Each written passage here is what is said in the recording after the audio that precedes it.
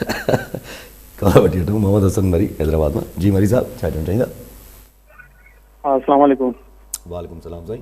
Sir अॼु आओ ॿिनि मसइलनि ते ॻाल्हाईंदुसि। त हिकिड़ो त जीअं बबल धरणो लॻो, हुन खां पोइ मोरे में जेको लिगारनि जे ॻोठ ते माण्हू बि हुननि जा मुआ, वरी दहशतगर्दी जा केस बि हुननि ते थिया ऐं माण्हू वीचारा अञा ताईं जेलनि में आहिनि जिन जी ज़मानतूं कोन थियूं थियनि। हुन खां पोइ वरी कल्ह टियों ॾींहुं जेको पंहिंजो एकता ॾियारे में कराची में जेको थियो, हिकु पुरअमन रैली ते जेको बेगुनाह माण्हुनि ते जेको मारकुट करे हुननि ते दहशतगर्दी जा केस दाख़िल कयूं। इन मां असांखे इहो महसूस थो थिए त हीअ जेको रियासत आहे हाणे माण्हुनि खे थोरो हिसाए पई, जीअं अॻिते हली को सिंध दुश्मन खे फ़ैसिला करणा पवनि त जीअं माण्हू। ठीकु साईं, बेबी कॉलन नवेक्ष ताईं कश्मीर मां। जी ताईं साहब, छा चवणु चाहींदा? सलाम अलैकुम यासिर साहब। अस्सलाम वालेकुम साहब खे सलाम साईं।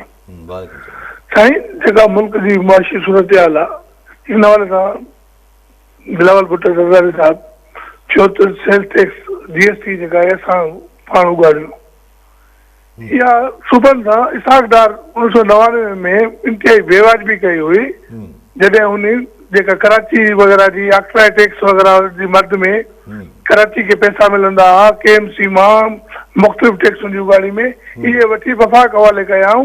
उन्हनि चयो त बाबा इहे जॾहिं गॾु करे पोइ सूबनि खे हिसो ॾींदासीं। उन्हनि बाक़ाइदा माना सिंध सां ऐं ॿियनि सूबनि सां ज्यादती कई, जंहिंजो नतीजो इहो निकितो जो अॼु ताईं उन्हनि खे माना उहे पैसा पूरा न मिलंदा आहिनि। इन हवाले सां इन मामले ते यूनिस धागा बि हिकिड़ो डान में 2 महीना अॻु मज़मून लिखियो त सेल टैक्स GST ते इन में छा छा थींदो आहे, छा माना सिंध खे नुक़सानु थिए थो। इन मामले ते मालिका साहब खां ओपिनियन वठणु चाहींदुमि, महिरबानी। ठीकु साईं। साईं मरी साहब चयो त मोरे वारो ज़िक्र थियो, उहो हिकिड़ो डिफरेंट नौयत जो केस हो, डिफरेंट नौयत जा मामलात हुआ ऐं बिल्कुलु अञा बि अगरि हुननि जी वकील पोइवारी बि करे रहिया आहिनि, पर मूंखे हाणे अपडेट न आया त सभु माण्हू आज़ादु थिया आहिनि या न थिया आहिनि। मोरे वारे जो त कुझु बि न आहे, अञा बि का ख़बर न आहे। ॾिसो कराची वारो मां बार बार चवां थो हिकिड़ो आइसोलेटेड इवेंट हो। उहो आइसोलेटेड इवेंट कंहिं रिथाबंदी जे तहत हो त उनजी ख़बर ख़ुदा खे, पर आउं इहो सम्झां थो जीअं अगरि कॾहिं कॾहिं हिकिड़ी बेवकूफ़ी जी ॻाल्हि बि हिकिड़ो वॾो खामखा में ममण मचाईंदी आहे। उहो त टैंकर न बीहारींदा लास्ट मिनट ते, ऐं हू जेके बि 30-40-50 नौजवान हुआ उहो त लॻी वञनि हा, वञी मेट्रोपोल खां फिरी वञी प्रेस क्लब पहुची वञनि हा त कहिड़ो वरी तूफ़ान मची वञे हा, कहिड़ो जेको आहे आसमान टुटी पए आहे। हाणे उनखां पोइ अगरि हुननि खे पुलिस वारनि खे गारियूं ॾिनियूं आहिनि, हुननि खे को धिका थाबा ॾिना आहिनि, ऐं जेको हिकिड़ी एम्बुलेंस जो ॾेखारीनि पिया ईदी साइड, अगरि इहो को 4-5 माण्हुनि जेको आहे हू स्टूपिड हरकत कई आहे, जेको ॾेखारीनि पिया त हू कढीनि पिया, ॾिसी करोड़नि जे माण्हुनि में हीउ इवेंट त को माना ई नथो रखे न। ऐं अलाए शुक्र आहे बाक़ी सॼे सिंध में हिकिड़ो पुरअमन तरीक़े सां जी फलाणे हिकिड़ो नारो हणी छॾियो, फलाणे हिकिड़ो नारो, बाबा केरु हुआ की छा थींदो आहे हिन सां, को मतिलबु आउं सम्झां थो त हीअ हिकिड़ो जेको बहानो ॻोल्हबो आहे कंहिं शइ खे कॉन्ट्रोवर्शियल करण लाइ या हिकिड़ो हिसाइण लाइ। आउं एग्री कयां थो त हीउ हिकिड़ो मक़सदु बि इहो ई आहे त बाबा एतिरी ॻाल्हि जेको तव्हां कयो पिया इहो असांखे ज़माने खां न वणंदी हुई, पर हाणे असांखे हिकिड़ो बुल ठही मिलियो आहे। ऐं उहो बुल छा आहे? ही जेके माण्हू ॻाल्हियूं कनि था इन्हनि शाराए फैसल ते मतिलबु क्लशन कोफूं ऐं टीटियूं खणी ऐं सॼे माण्हुनि खे गोलियूं हणंदा वतंदा हुआ, हाणे ॻाल्हियूं कनि था त साईं वॾो वाक़ियो थियो। कहिड़ो कराची लाइ ही वाक़ियो केतिरो वॾो वाक़ियो न थियणु खपे, कंहिंखे बि कहिड़े बि नाले में वॉयलेंस न करणु खपे, हिन जा त पाण हमेशह का, पर हीउ ॾींहं खे त तव्हांखे टोटालिटी में ॾिसंदो त हीउ त मोहबत जो ॾींहुं हो। सो इन करे हिसाइण मक़सदु आहे त आउं नथो सम्झां हिन मामले में सॼा माण्हू हिस पा।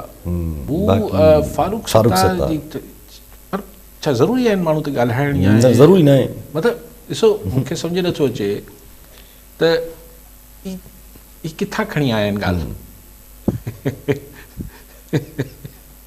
मतिलबु पंहिंजे पाण खे ॾिसो, नफ़रत मूं कल्ह बि इहो चयो, नफ़रत अगरि विकामजण बंदि थी वञे त हेड़नि जा त दुकान बंदि थी वञनि न। ऐं 17 साल खां पोइ वण थी वियो आहे। हा, सिंध जा माण्हू पंहिंजे एकता सां, पंहिंजी मोहबत सां, पंहिंजी शांति सां, अमन सां हिन ॾियारे खे ही 17 न अञा 100 साल ताईं मल्हाईंदा रहंदा। ऐं हुन खां पोइ बि त पोइ हिन सां छा थो फ़र्क़ु पए? हिन सां त मोहबत वधे थी, पर अगरि मोहबत वधे थी त नफ़रत जी बाहि विसामजे थी, ऐं नफ़रत जी बाहि ख़तमु थी वेंदी त हिननि जा दुकान कीअं हलंदा? बाक़ी तव्हां ही जेको फॉरेन शहर जा नुमाइंदा थी अची वञनि था, विसरी वियो अथनि। उहो को वक़्तु ॿियो हो सर। तव्हां अॼु फेयर इलेक्शन करायो, तव्हां लालू खे त औरंगी मां अची करायो, फेयर इलेक्शन करायो त फारूक साहब हुजे या जेको बि अची भला असांखे पक ते थिए त तव्हांखे मैंडेट आहे कराची जे माण्हुनि जो। तव्हां हरू भरू हिकिड़े उर्दू ॻाल्हाईंदड़नि जी समूरी जी चंगमुड़सी तव्हां पटको कीअं ॿधी वेठा आहियो? जैसी चऊं त तव्हां हुननि जे ही ऐं आऊं सिंध माण्हुनि खे बि गुज़ारिश कंदासीं, इग्नोर कजे, हिन ॻाल्हि खे एतिरी अहमियत ई न ॾिजे। सिंधु देश बन गया एक दिन कराची, छा नॉनसेंस ॻाल्हियूं आहिनि। अगरि हिकिड़ो ॾींहुं पहिरीं जेको आहे उहो गवर्नर हाउस में पाण चवनि पिया, अगरि को मिसक्रेंट्स आहिनि, ॾिसो अगरि कंहिं बि अगरि को 2, 4, 10, 15, 20, 50 को माण्हुनि अगरि किथे को बदमज़गी कई आहे, कराची जहिड़े शहर में इहो रोज़ नथो थिए छा? इहो इन ॻाल्हि खे जवाज़ ठाहे, ओ हो वॾो थी वियो, पोइ हीअ वॾा चैम्पियन थी अची आहे, हीअ ॾींहुं विसरी आहे जॻह हिन खे रेंजर्स वारा ॿधी स्टेज तां खणी पिया वञनि फारूक सत्तार खे। पोइ उन महिल छा मुल्क दुश्मन हो छा फारूक सत्तार? ऐं इन ॻाल्हियुनि में नथो पढ़े, ऐं चवां थो एतिरी इम्पोर्टेंस ई न ॾियणु खपे, छाकाणि त हाणे चाहे हिंद सूबे में रहंदड़ सिंधी ॻाल्हाईंदड़ हुजनि, पंजाबी हुजनि, उर्दू हुजनि, पश्तो हुजनि, हिननि जी अक्सरियत खे ख़बर आहे जेके हिन धरती सां जुड़ियल आहे। ख़ुदि संदन गवर्नर चयो टसोरी हिकिड़ो ॾींहुं पहिरीं की धरती मां आहे। त ॻाल्हि इहा आहे त हिननि जी हिन ॻाल्हियुनि सां हू हाणे आम माण्हू न एंगेज कंदो। सो इनखे एतिरी अहमियत ॾियण ई फिज़ूल आहे मुंहिंजे त ख़्याल।